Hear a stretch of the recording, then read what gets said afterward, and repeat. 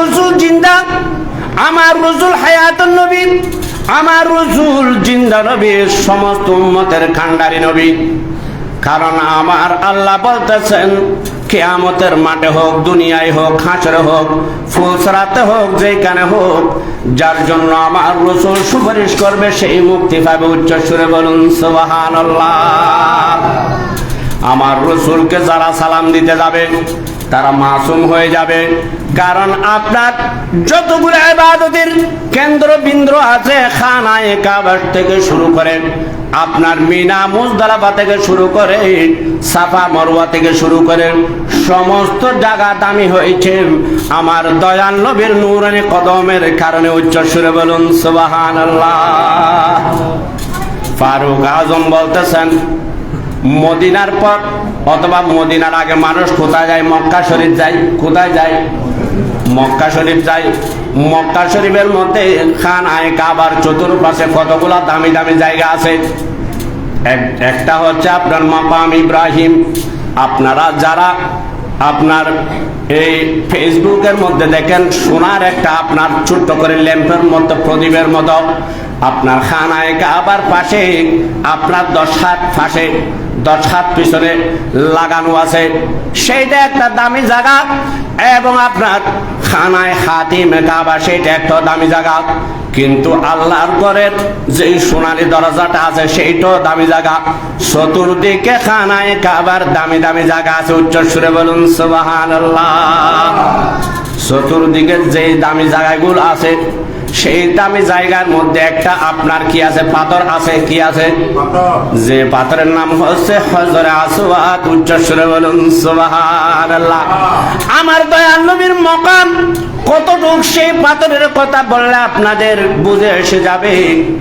ফারুক আজম রাদিয়াল্লাহু তাআলা বলতেছেন, পাথরকে বলতেছেন, এই পাথর তুমি কারো কল্যাণ করতে পারো না, ও কল্যাণও করতে পারো না। তুমি একটা পাথর, তুমি পাথর, তুমি কি আর ভালো করিন না পারো, খারাপ করিন না পারো।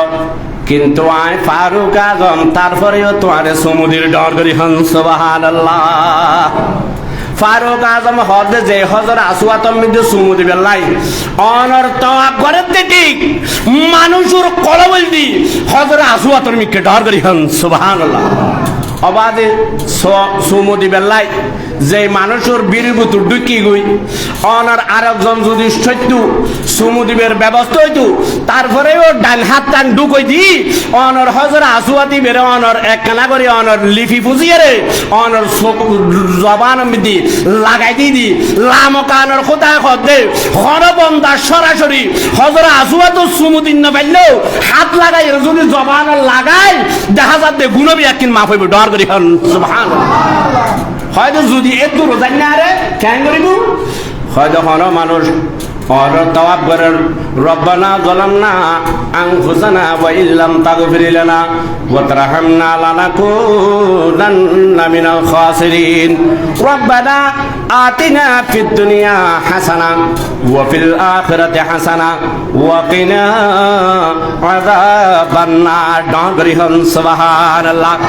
এই তো পরিবুদানের রুকনে ইয়ামানের ফরতুন হজর আসওয়াদ আয়ুন পর্যন্ত যেই টাইমের মধ্যে হজর আসওয়াদ বরাবর আইবু, যারা খানায়ে কাবা তওয়াব করতে গিয়ে তারা বলতে দিব কদ্দুর দূর খানায়ে কাবা।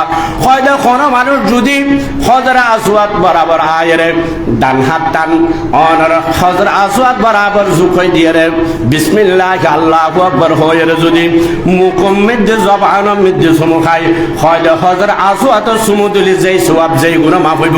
হয়তো দূরত্ব নিয়োগ করিল আতিয়ান দেখাই রে অনর মুখম মধ্যে চুমু খাইল, অনর গুনাহ মাফ হয়ে যাইব। ডর করি। হন সুবহানাল্লাহ।